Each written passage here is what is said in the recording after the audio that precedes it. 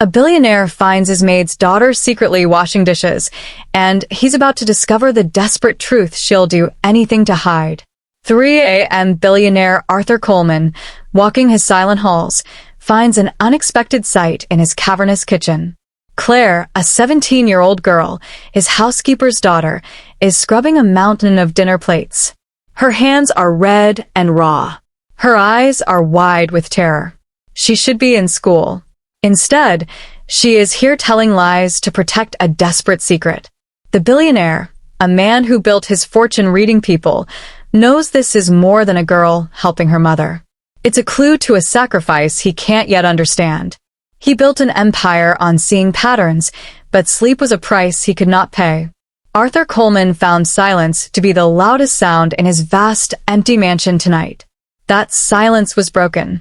The great clock in the foyer chimed 3 a.m. The sound was heavy, each chime echoing down the marble hallway. Arthur Coleman stood at the top of the grand staircase, his silk robe pulled tight. He was a man who had built a global shipping empire. He did it by predicting problems.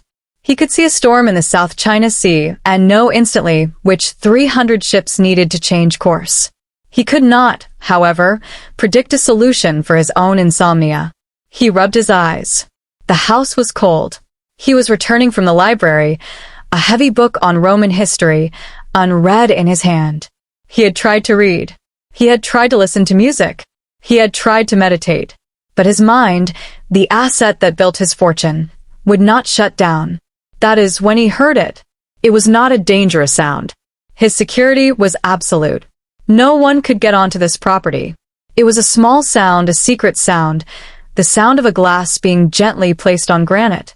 Arthur froze. He listened. The sound came from the ground floor, at the far end of the house. From the main kitchen, the quiet rhythmic friction of a sponge on a plate. He moved down the hall, his leather slippers silent on the plush runners. He descended the staircase, his mind racing. It was not a thief. A thief would not be washing dishes. It was an employee. But why? At this hour, he pushed open the heavy oak door to the main kitchen. The room was dark, lit only by the small yellow light above the industrial stove. The kitchen was enormous, designed for catering large parties. It was a cavern of stainless steel and dark wood.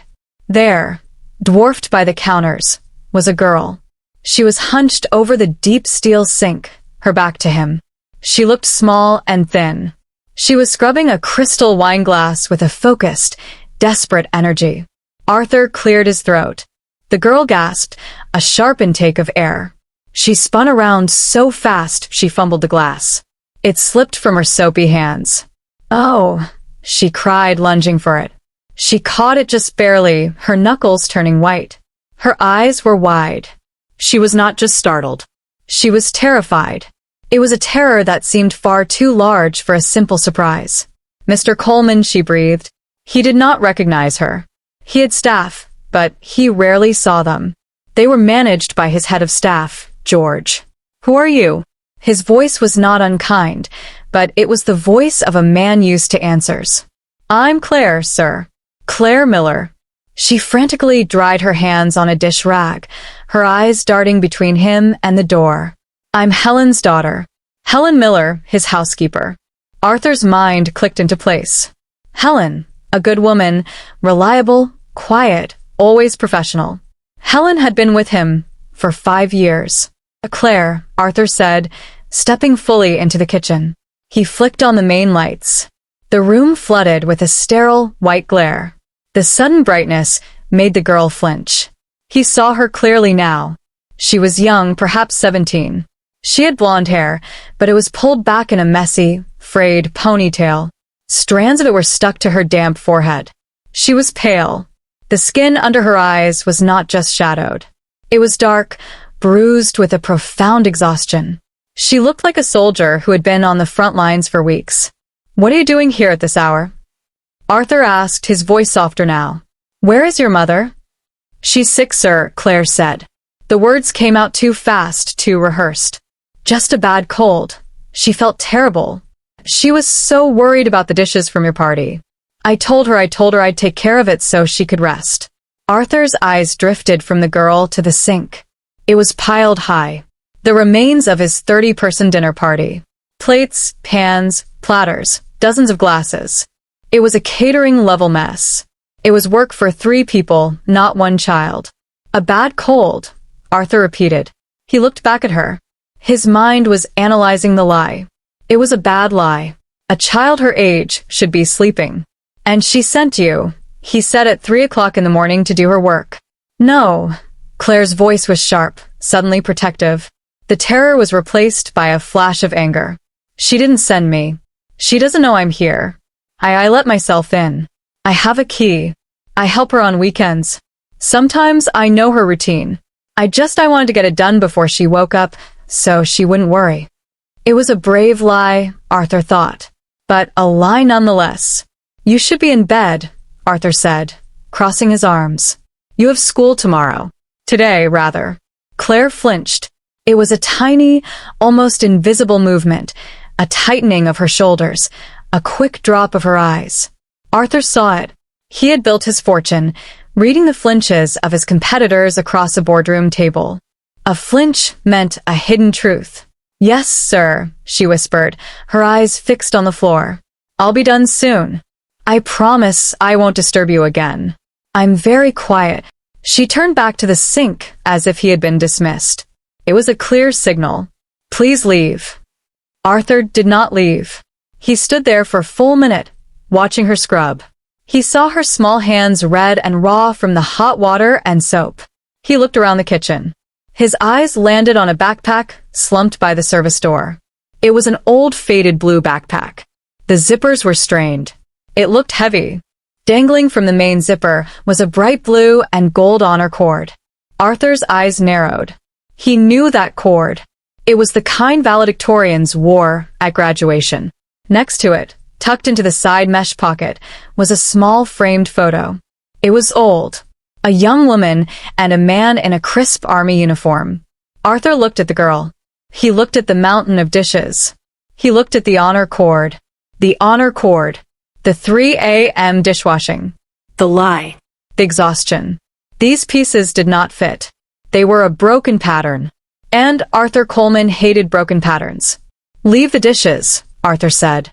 Claire stopped, her hands frozen in the soapy water. Sir, leave them. Go home. Get some sleep. But my mom, she'll be so upset if they aren't done. She'll get in trouble. I will handle your mother, Arthur said. His tone was not harsh, but it left no room for argument. Go home, Claire. She hesitated. Her shoulders slumped. It was not just relief. It was defeat, as if she had failed her mission. Yes, sir. Thank you, sir. She quickly pulled off the heavy, wet apron. She grabbed her backpack, slung it over one shoulder, and slipped out the service door into the pre-dawn darkness. Arthur stood alone in the massive, silent kitchen. The silence rushed back in, but now it was filled with questions. He looked at the honor cord in his mind's eye, a valedictorian. He looked at the sink, a dishwasher. He went to his study. He did not try to sleep. He sat in his leather chair watching the black sky turn to gray. He was waiting. At 7 o'clock a.m., he picked up his phone. George, he said when his head of staff answered. George Shaw was a man who had been with him for 20 years. He was precise, efficient, and discreet. Mr. Coleman, you're up early. I have 2 tasks for you, George. First, our housekeeper, Helen Miller. What is her situation? There was a pause. Arthur could hear the faint click of a keyboard. Mrs. Miller, George said, his voice careful. She has been inconsistent, sir. Many sick days in the last 2 months. I was actually preparing a file to discuss her dismissal. Hold that file, Arthur ordered. The words came out like cold steel. Second, her daughter, a girl named Claire, about 17. She's a senior in high school. I want to know everything. The school, her grades, her attendance. Sir. George's confusion was plain. This was not a typical request. The girl was here at 3 a.m. George washing the dishes for my party. She looked broken, and she was carrying a valedictorian's honor cord. It doesn't add up. I want to know why. At once, sir. One more thing, George. The girl's backpack. It had a photo, a soldier, army uniform, 1001st Airborne, I think. Find out who he is. Arthur spent the day in a fog. He had meetings about fuel costs and shipping routes. He spoke to executives in Hong Kong and London, but his mind was in the kitchen. He saw the girls' terrified eyes. He saw the honor cord. At 4:00 p.m., George Shaw appeared at his study door. He held a thin manila folder. Frank never looked ruffled, but today he looked somber. He looked shaken. "Sir." He placed the folder on the polished desk. "Go on, George. You were right about the girl," George said. He opened the folder. Claire Miller, 17, senior at Northwood High School. He slid a piece of paper across the desk. It was a printout from the school's website. A beaming photo of Claire holding a certificate. "She's not just a good student, sir. She's the county valedictorian. 4.0 GPA. Full academic scholarship to Georgetown University, pending graduation. 2 weeks ago, she was named a U.S. Presidential Scholar, one of the top 160 students in the entire nation." Arthur stared at the paper. A presidential scholar throwing away her future to wash my dishes. "That, sir," George said quietly, "is the problem." He slid a second paper over. It was a formal attendance report from the school district. "I spoke with the principal at Northwood High. She was very emotional. As of 25 days ago, Claire Miller stopped attending school. She has been marked for truancy. The principal is heartbroken. She said she's been calling the mother, Helen, but the number is disconnected." 25 days, Arthur whispered. The timeline clicked. The pattern was forming. "Yes, sir. She has missed the deadline to accept the scholarship. The school is required to report her truancy to the state. She will not graduate the scholarship. It's gone. The waste of it. The sheer tragic waste." It felt like a physical blow to Arthur. This was worse than a girl skipping school. This was a bright light being snuffed out. "Why, George?" Arthur asked, his voice low. "Why the mother?" George's voice was grim. "Helen Miller. It is not a bad cold. She was diagnosed 2 months ago with a severe aggressive form of lupus. The new treatments, the specialist, her insurance denies them as experimental. The out-of-pocket cost for the main prescription is $900 a month." Arthur felt a cold knot tighten in his stomach. Helen was fired from her second job at a dry cleaner for missing days due to her illness. "Your job. This is all they have." The phone was disconnected to save money. $900 a month. Arthur said it was to him nothing. A rounding error. To them, it was a future. "Claire knows." Arthur stated she's been skipping school to what? Work. "I'm still looking into that," George said. "But it seems she is also covering her mother's shifts unpaid, cleaning this house just to keep you from firing her. She's trying to hold on to the job and the health insurance that her mother is too sick to perform." Arthur stood up, the anger and the sadness rising in him. He walked to the window. The soldier, George, the photo. George slid the last piece of paper across the desk. It was a grainy black and white military file photo. "Captain Robert Miller," George said. "Claire's grandfather, Helen's father, Baker Company, 101st Airborne Division, served 2 tours, highly decorated, passed away in 2010. Arthur looked at the name, and then his blood ran cold. Baker Company. He turned from the window. He walked to a framed photo on his bookshelf. It was a photo he had not truly looked at in years. A group of young men in fatigues smiling in a dusty foreign jungle. "My brother," Arthur said, his voice barely a whisper. "My older brother, Thomas. He was in Baker Company. He didn't come home." Arthur looked at George, his eyes clear and hard as ice. "This is not an employee, George. This is family." "Sir, get me their address," Arthur said, his voice low and dangerous. "And find out where Claire Miller is right now." The address was a gray, worn-down apartment complex in a part of town Arthur hadn't seen in 40 years. He drove himself in his modest sedan, not the Rolls-Royce. He felt the need to be invisible. The building smelled of boiled cabbage and old carpet. He walked up 3 flights of stairs. The concrete was cracked. He knocked on 3B. He heard a slow, painful shuffling. The door opened a crack held by a chain. An eye peered out. "Susan," Arthur said gently. The door slammed shut. He heard a muffled sob, then the rattling of the chain. The door opened. The woman who stood before him was a ghost. She was a decade younger than Arthur, but she looked 20 years older. Her hands were swollen into claws. Her face was gray with pain. She leaned heavily on a metal walker. This was not the neat, capable woman who managed his home. Mr. Coleman, she gasped, her voice thick with shame. I was going to call. I've been Helen, Arthur said, stopping her. I came to see you. He stepped into the tiny bare apartment. It was spotless, but it was cold. A single small electric heater glowed weakly in the corner. I saw Claire last night, he said. Helen's face crumpled. She sank onto the worn sofa. Oh, God. She promised. I told her not to. I told her I can still work. I just needed a few days. Helen, why didn't you tell me you were sick? And say what? She whispered, tears rolling down her pale cheeks. That I can't do my job, that you should fire me. This job, it's all we have. The insurance. It pays for the basic doctor visits. It's everything. The scholarship, Arthur said, his voice quiet. Helen's head snapped up. Her eyes were wide with a new, sharper pain. The presidential scholarship. Helen, Georgetown. I know. Susan let out a sound. It was not a cry. It was a wail of pure, unfiltered despair from the bottom of her soul. I found the letter, she sobbed. The one from the White House. I found it in the trash can. In the trash. I asked her, and she looked at me with those empty, tired eyes. And she said, "What's a scholarship, Mom? Does it pay for your medicine? Does it keep the lights on?" Helen gripped her own hair, her swollen fingers shaking. She's throwing it all away. Her whole beautiful life for me, for $900. Arthur felt the pieces of his heart breaking. This was a kind of poverty he had forgotten existed. The poverty of impossible choices. Where is she, Helen?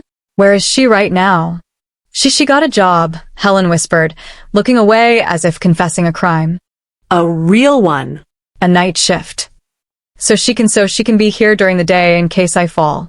It's at a diner. The Evening Star downtown. Stay here, Arthur said. Lock your door. I will be back. The Evening Star diner was loud, bright, and smelled of stale coffee and grease. Arthur Coleman felt like he had walked onto a different planet. He took a booth in the corner, his tailored wool coat feeling like a costume. A waitress, older with a kind, tired face, came over. What'll it be, honey? Just coffee, black, Arthur said. He scanned the room, and then he saw her. Claire was moving through the tables, a heavy brown tray balanced on one arm. Her blonde ponytail was hidden under a blue highret. Her uniform was a size too big, the name Patty stitched in red on the pocket. She moved with a grim mechanical efficiency. She did not smile. She refilled water glasses, cleared plates, and took orders. She was 17, a presidential scholar, and she looked like she had been doing this for a lifetime. He watched her wheeze when she lifted a heavy bus tub full of plates. He saw the manager, a short, angry-looking man in a stained white shirt, bark an order at her. She just nodded, her face blank, and kept moving. She's just like her mother, Arthur thought, trying not to surrender. He waited. He nursed his coffee, which was bitter and thin. He watched her for 20 minutes. He watched her run. He watched her try to be invisible. She was clearing the booth next to him. Her arms were overloaded with plates. "Claire," he said. His voice was not loud, but it cut through the diner's noise. She froze. The clatter of plates in her hand stopped. She turned slowly, her eyes finding him in the corner. Her face went from pale to white. The blood drained from it. She looked at him. She looked at her greasy uniform. She looked at the half-eaten burger on the plate she was holding, and the tray, overloaded and heavy, slipped from her trembling hands. It hit the floor with a deafening crash. Plates shattered. Glasses exploded. Ketchup and leftover food splattered across the linoleum. The entire diner went silent. Claire just stood there staring at the mess. Staring at him, her shoulders began to shake. "Miller," the manager roared from behind the counter. His name tag said, Mitch, what do you think you're doing? That's coming out of your pay. Claire didn't look at the manager. She just looked at Arthur. Her eyes, which had been so terrified in the kitchen, were now filled with a different, deeper emotion. Utter and complete humiliation. She dropped to her knees and with her bare hands began picking up the broken shards of glass. Miller, get a broom. Get that cleaned up now. Mitch was screaming. He was red in the face. You're lucky I don't fire you on the spot. That's a week's pay and breakage, you stupid. That's enough. Arthur's voice was not loud. It was low, cold, and heavy with authority. It cut through the diner's silence more effectively than Mitch's shouting. Arthur stood from his booth. He walked over and stood directly between the manager and the girl on the floor. He was a foot taller than Mitch, and though he was nearly 70, he carried an air of absolute power. Mitch, who had been focused on Claire, now looked at Arthur for the first time. He saw the expensive coat. He saw the gold watch. He saw the face of a man who did not belong in the Evening Star diner. And who are you? Mitch blustered, though his voice had lost its edge. This is my employee. She is a child, Arthur said, cutting him off. A child who is clearly unwell. He reached into his coat pocket, pulled out a leather wallet, and extracted several bills. 3 $100 bills. He dropped them on the counter. That, he said, is for the broken plates and for my coffee and for the inconvenience. Mitch's eyes went wide. He scooped up the money instantly. Arthur then turned his back on Mitch, a complete dismissive act. He crouched down, his knees protesting slightly. He was now at eye level with Claire. She was crying, silent tears tracing paths through the grime on her face. She was still trying to pick up the broken glass, her hands shaking. Claire, he said, his voice now gentle but firm. Get up. You're leaving. I can't, she whispered. The words choked. My shift. I need your shift is over. He offered his hand. It was a clean, steady hand, a hand that signed billion-dollar contracts. She stared at it for a moment. It was a lifeline. Slowly, trembling, she put her small, greasy hand into his. Arthur pulled her to her feet, as if she weighed nothing. He did not let go. He kept her hand in his and turned her toward the door, shielding her from the stares of the other patrons. Wait, Mitch called out, suddenly realizing he was losing an employee, even one he mistreated. You can't just, she has to. Arthur paused at the door. He looked back at Mitch. She's finished, he said. And the way he said it, Mitch knew it was true. Arthur Coleman pushed open the glass door and guided Claire Miller out into the cold night air, leaving the shattered plates and the smell of fried onions behind. The car was a cocoon of silence. It was a dark, heavy sedan, not one of Arthur's flashier models. It smelled of old leather and faintly of his pipe tobacco. It was warm. The heated seats hummed gently against Claire's back, but she was so cold she couldn't feel it. She sat rigid, her hands clasped in her lap, still grimy from the diner floor. She stared straight ahead at the dashboard clock. 11:47 p.m. She had not said a word since he put her in the car. She was vibrating with a silent, terrible shame. He had seen her at her lowest. He had seen her fail. Arthur drove carefully, his large hands resting lightly on the wheel. He did not turn on the radio. The only sound was the thump-thump of the wipers clearing a light mist from the windshield. He glanced at her. She was just an outline in the dark. Her face turned away. Your hands, he said, his voice quiet. Are they cut? Claire flinched, startled by the sound. What? The glass. Are you cut? She slowly unclenched her fists and looked down. She hadn't felt it. There was a small dark line of blood across her right palm. I don't know. It's fine. Arthur sighed. He pulled the car over to the curb on a quiet tree-lined street. He put the car in park and turned on the interior light. It was a soft yellow light like a reading lamp. In it, he saw her. Her face was smudged with dirt. Her hair was matted where the highlight had been. The small cut on her hand was welling up with blood. She looked at him, her eyes wide. What are you doing? This will sting, he said. He did not answer her question. He reached into the glove compartment. His car was like his life organized. He pulled out a small black first aid kit. He opened it, took out an antiseptic wipe and a bandage. "Give me your hand," he commanded. "No, it's fine. Really, I'm getting grease on your car." She tried to hide her hands under her legs. "Claire." His voice was gentle, but it held the same steel as it had in the diner.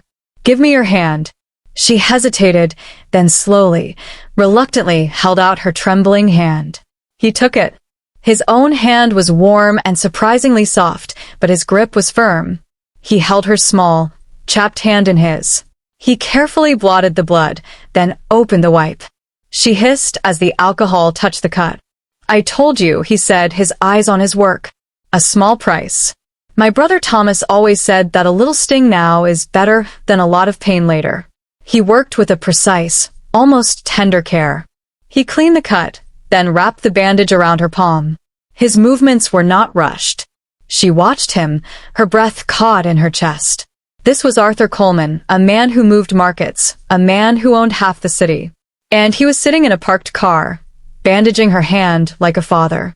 The absurdity of it, the kindness of it broke through her shame. A single hot tear spilled over and ran down her cheek. Then another. He finished with the bandage and handed her a clean folded handkerchief from his coat pocket. "For your face," he said, not looking at her. He put the car back in gear and pulled out into the street. She wiped her face. "Thank you," she whispered. The words were small and hoarse. "You're welcome," he said. They drove in silence for another few blocks. "Georgetown," he said. "Sir, that's the plan, isn't it?" Or, "It was Georgetown University." "Why?" She stared at the handkerchief in her lap. "I like history and the government. I thought I could work in the State Department or something." "You want to serve?" He said it wasn't a question. "Yes." "A noble goal," he said. "Difficult to achieve if you're not in fact in school." Her shame returned hot and sharp. "You don't understand." "Then make me understand, Claire," he said, his voice reasonable. "I see a young woman, a U.S. presidential scholar, the valedictorian of her class. She has a full scholarship to a fine university, and she throws it all in the trash." "I didn't throw it away," she snapped, her voice breaking. The anger she felt at the world, at the unfairness of it, all came rushing out. "I didn't. What was I supposed to do?" She was crying openly now. The sobs she had held back in the diner finally shaking her. "What choice did I have? I came home from school. I'd just gotten the letter, the one from the White House. I was so happy. I ran inside, and Mom was on the floor. She couldn't get up. She was in so much pain, she couldn't even cry." Arthur listened. His knuckles were white on the steering wheel. The doctor said lupus. He said her old medicine wasn't working. He said she needed a new one. A specialist. And the insurance, it doesn't pay. It's $900 every month just for the pills. That's not even the doctor or the tests." She wiped her nose with his handkerchief. "Past caring about appearances. She lost her other job. This job at your house. It's all we have. I saw her trying to scrub the floors, and she just cried because her hands are too swollen. She was going to get fired. We were going to lose the apartment. We were going to lose everything." Her voice dropped to a whisper. "So, I put the letter in the trash. I called the school and told them I wasn't coming back. I took her phone. I blocked the principal's number. I had to, so she couldn't call Mom. And you started working. Arthur said I had to cover her shifts at your house for free just so George wouldn't know she was sick. And I got the job at the diner, the night shift. It was $11 an hour. I was saving up for the medicine. I almost had it. I just needed one more week." She was spent. The confession left her hollow. She leaned her head against the cool glass of the window. "I hate it," she whispered. "I hate it, but I love my mom. I couldn't go to history class. I couldn't write papers on policy while my mom was disappearing. What's a scholarship if I lose my mom?" Arthur was silent. He drove. He was processing. This was not a girl skipping school. This was a soldier. A soldier making a tactical, terrible choice. A soldier on a losing front. He pulled up in front of her gray apartment building, the same one he had visited that afternoon. "You are very much like your mother," he said. "What?" "She lied to me too," he said, turning to her.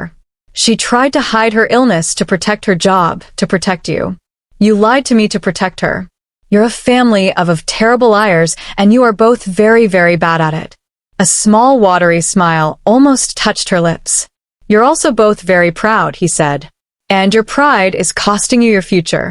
It's costing your mother her health. It's our problem, sir. I'll pay you back for the plates." I don't know how." "Stop talking about the plates," he said, annoyance in his voice. "The plates do not matter. The diner does not matter. The $900 does not matter. It matters to us." "It does not matter," he repeated. And this time his voice was absolute. "Get out of the car. We're going to see your mother." The walk up the 3 flights of stairs was different. This time, Claire was in front, her shoulders slumped in defeat. Arthur was behind a steady, implacable presence. Claire fumbled with the key, her bandaged hand making it difficult. She finally got the door open. The apartment was dark, lit only by the same weak electric heater. Helen was sitting on the sofa, wrapped in a thin blanket, her face a mask of pure terror. She had clearly been waiting by the door, imagining every possible terrible outcome. When she saw Claire in the dirty diner uniform, she gasped, "Claire? Oh, baby, what happened? Are you hurt?" Then she saw Arthur Coleman filling the doorway behind her. Helen's face went from fear to a deep, profound shame. She tried to stand to be the housekeeper, but her legs were too weak. She sank back down. "Mr. Coleman," she whispered, her voice cracking. I don't know what to say." She has been working a night shift at a diner," Arthur said, stepping into the small room to pay for your medicine. "The medicine you didn't tell me you needed." The truth hung in the cold air, stark and ugly. Helen looked at Claire. Claire looked at the floor. You told him?" Helen whispered to her daughter. He was there, Mom, at the diner. I dropped a tray. I broke everything."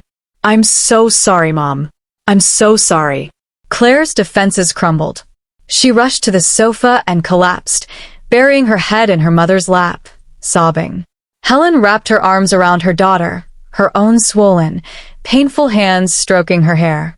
She looked up at Arthur, who stood over them like a judge. "Please," Helen begged, tears streaming down her face. "Please don't punish her. It's my fault. All of it. I got sick. I couldn't. I'm so sorry. I'll pay for whatever she broke. I'll work for free. Just please don't call the police. Don't hurt my daughter." Arthur looked at the 2 women clinging to each other in a sea of debt and sickness and fear. He felt a sudden sharp ache in his chest. It was not his heart. It was something older. It was the memory of his own mother after the telegram came. The memory of a house that had all the money in the world and no joy at all. "Hurt her?" he said, his voice softer than he intended. "Helen, I am not here to hurt her. I am here to stop you from hurting her." Helen looked up confused. "What?" Your pride? Her pride? You are letting her destroy her entire life. Her entire brilliant life. Because you are too proud to ask for help. Help, Helen said, as if the word was foreign. "From who? Who helps people like us?" "I do," Arthur said simply. He walked over to the single worn armchair and sat down. He was no longer the imposing billionaire. He was just an old man in a small cold room. This is what is going to happen," he said. He was not asking. He was stating facts. "Tomorrow morning at 9 a.m., a car will be here. It will take you, Helen, to the Cleveland Clinic. I've spoken to a doctor there, a Dr. Aries. He is the best specialist in the country for your condition. He is an old friend." Helen was staring at him, her mouth open. I can't. The cost. I can't." "You will not be discussing costs," Arthur said. "You will be discussing your health. All of it. The transportation, the treatment, the medicine is handled. It is paid for." "But why?" He held up a hand. "I am not finished." "Claire." Claire lifted her tear-stained face from her mother's lap. My assistant George will be at Northwood High School at 8 a.m. He will be meeting with your principal. He will explain the family emergency that caused your absence. He will explain that you will be taking your final exams. You will graduate. Your truancy record will be corrected. Claire's eyes were wide. But the scholarship, I missed the deadline. It's gone. Deadlines, Arthur said, a rare thin smile touching his lips, are often just suggestions for people who are not persuasive. George is very, very persuasive. He will be speaking with the admissions board at Georgetown this evening. You will accept your scholarship. You will go to Washington in the fall. That is final. The room was silent. Helen and Claire just stared at him. They were in shock. He had in 2 minutes solved problems that had been crushing them for months. Helen was the first to speak. Her voice was a fragile whisper. Mr. Coleman, why? This is charity. We can't accept this, it's too much. Arthur leaned forward. The weariness of his 3 a.m. insomnia was back, but it was a different kind of weariness. It is not charity, Helen. He looked at her, his eyes searching her face. I came here this afternoon. I saw your apartment. I saw a photograph by your door. Helen glanced at the small, cluttered side table. A photograph? A small one? A man in a uniform? An army uniform. Helen's hand went to her throat. My father, my dad. Robert Miller, Arthur said. Yes, Helen said, her voice full of a daughter's pride. Captain Robert Miller. Arthur nodded slowly. I knew it, he whispered. I thought, but I had to be sure. You knew my father? No, Arthur said. I never had the honor. But I knew of him. He paused, gathering the words. This was a story he had not told in 50 years. I had an older brother, Arthur said, his voice distant, his eyes looking at the wall at the past. His name was Thomas, Tommy. He was everything I was not. He was loud and funny and brave. I adored him. Claire and Helen listened, unmoving. I was in college studying business. He enlisted 1,001st Airborne. He was sent to Vietnam Baker Company. Helen's eyes widened. That was my father's company. Yes, Arthur said. Your father was his captain. Tommy, he didn't come home. He was 20 years old. It had destroyed my mother. It had broke our family. He looked down at his own hands, the hands that had built an empire. After it happened, my mother, she just faded. But then a letter came. It was from a Captain Robert Miller, from your father. He wrote about Tommy. He said, my brother was brave. He said, he told a story about how my brother had saved 2 other men. He told my mother that Tommy wasn't alone, that he held his hand. He told her he was proud to have served with him. Arthur had to stop. He cleared his throat. He wrote 3 letters, Helen, to a woman he had never met, about a boy she had lost. Those letters, they were the only thing that kept my mother alive. They were a gift of peace. He gave my brother back to us. He reached into his breast pocket and pulled out his wallet. From a worn, hidden fold, he took out a small square piece of paper. It was old, cracked at the folds. It was a photograph, the same one from his bookshelf. A group of young men in the jungle. He handed it to Helen. She took it with a shaking hand. She saw a group of tired, smiling boys, and in the center a young man with a kind, strong face, and next to him a taller, grinning boy with his arms slung over his shoulder. That's my father, Helen whispered, her finger tracing the face. And that, Arthur said, pointing to the grinning boy, is my brother, Tommy. Claire leaned in, her eyes wide. She saw her grandfather, young and vital, a man she had only known as an old, quiet man who smelled of tobacco. Your father, Arthur said, his voice thick with emotion, left no one behind, not his men, not even their memory. He looked at Claire. He saw her pale, exhausted face. He saw her honor cord. He saw her grandfather's eyes. I have been a very, very wealthy man for a very long time, Arthur said. But I have always carried a debt I could not pay. A debt to your father for his kindness, for his honor. He stood up. This is not charity. This is family. This is a debt. 50 years overdue. Your grandfather saved my family, Helen. Now you will let me help his. Arthur looked at his watch. It was past midnight.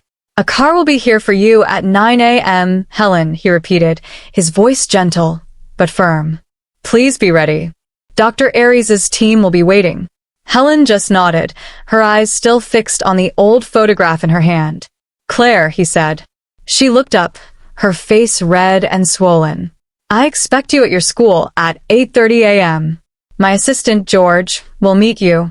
You will go in, you will talk to your principal, and you will arrange to take your final tests. Yes, sir, she whispered. Good. He moved to the door, then paused.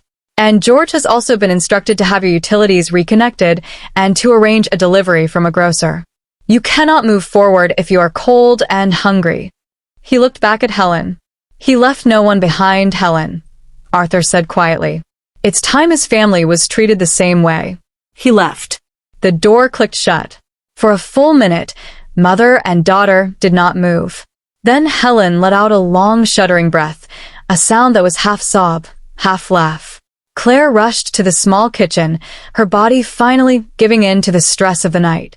When she was done shaking, Helen was there, leaning on her walker, holding a glass of water. Mom, Claire whispered, her throat raw. Is this real? Helen looked around the tiny, cold apartment. She looked at the disconnection notices at her daughter's ruined diner uniform. Then she looked at the 50-year-old photograph in her hand. I think so, baby, Helen said, her voice shaking. I think your grandfather just saved us. The next 2 weeks were a blur. It was like watching a life be rebuilt by an invisible, efficient crew. At 8:30 a.m., a trembling Claire met George Shaw at Northwood High. He was a man in a simple, perfect suit. He was calm, professional, and handled everything. The principal, Mrs. DeWitt, rushed out of her office, her face a mixture of worry and relief. Claire. Oh, my dear, we were so worried. It was a family medical emergency, Mrs. DeWitt, George said smoothly, handing her a folder. Claire has been acting as her mother's primary caregiver. Here is the documentation from the Cleveland Clinic. The principal's eyes scanned the letters.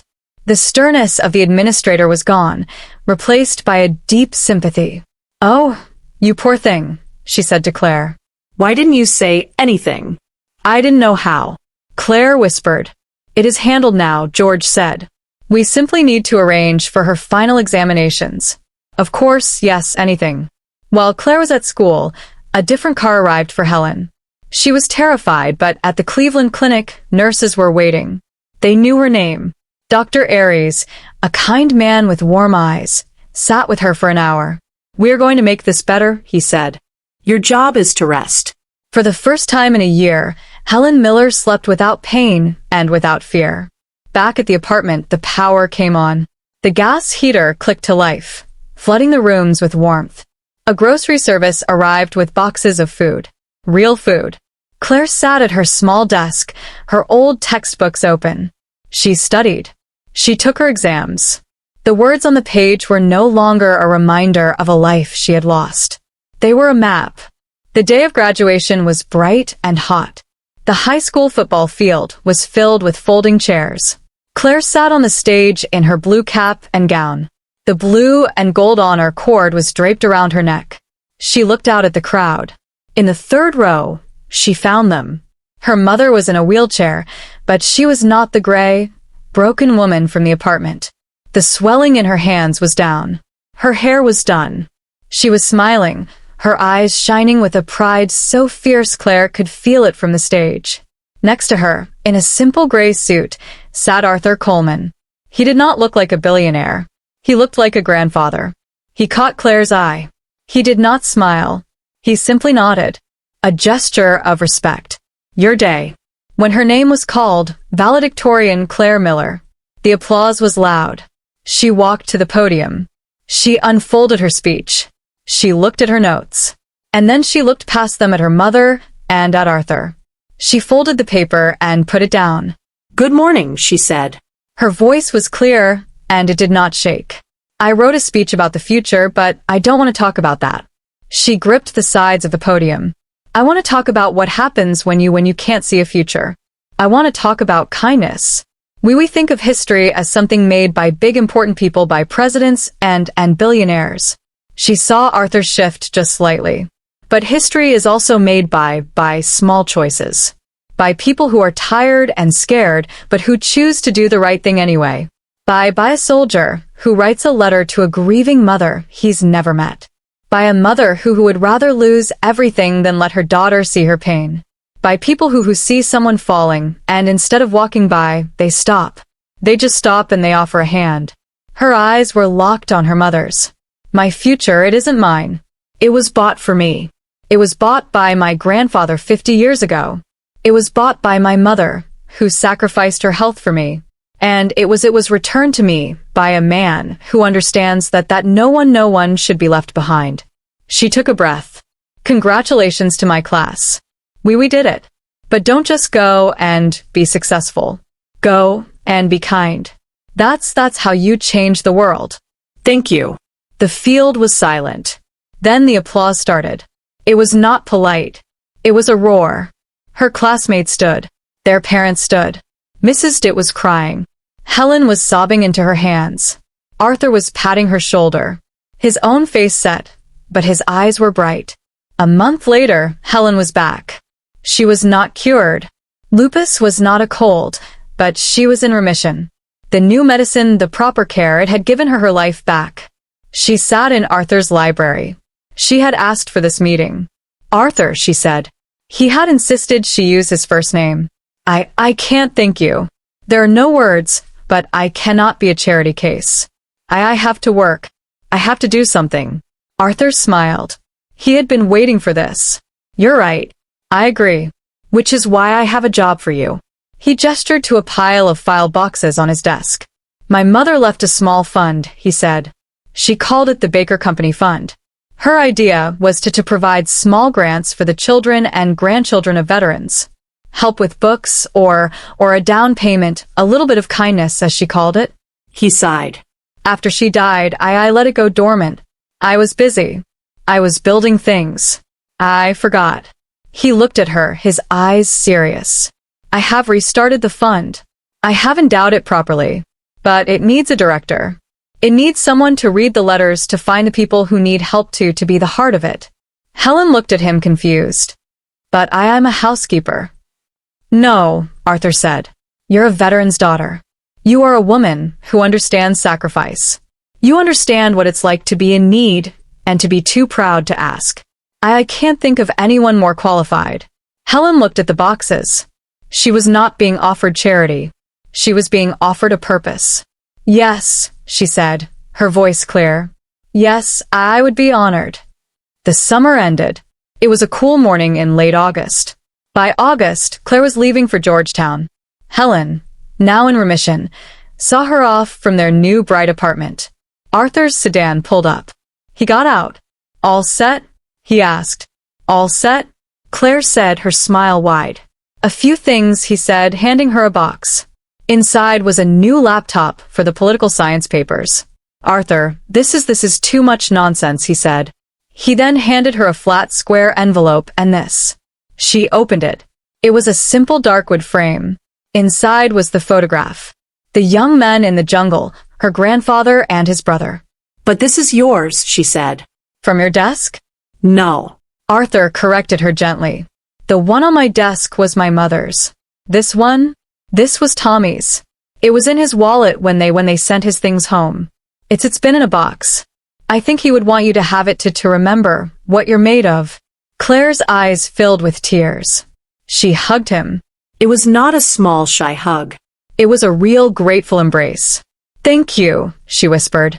For everything. For seeing me. He patted her back, his own throat tight. Go on, he said. Don't be late. Washington doesn't wait. She hugged her mother. A long, tight hug. I love you, Mom. Take your medicine. I will. Helen laughed, wiping a tear. Call me every night. I will. Claire got in the taxi.